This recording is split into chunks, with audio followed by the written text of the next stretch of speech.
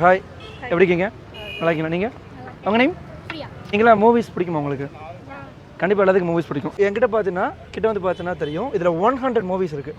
தேவர் மகன், ரோஜா, அஞ்சாதே, மகாநதி, இது மாதிரி போயிட்டே இருந்தீங்கன்னா ஒரு 100 மூவிஸ் இருக்குது.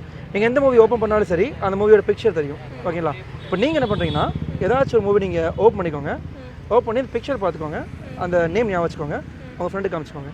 நீங்கள் இது பண்ணும்போது நான் தலையை திருப்பிக்கிறேன் அந்த பக்கம். ஓகேங்களா? கேமரா காமிக்கணும், அவங்களுக்கு மட்டும்தான். ஓகே, 100 மூவிஸ் இருக்குது.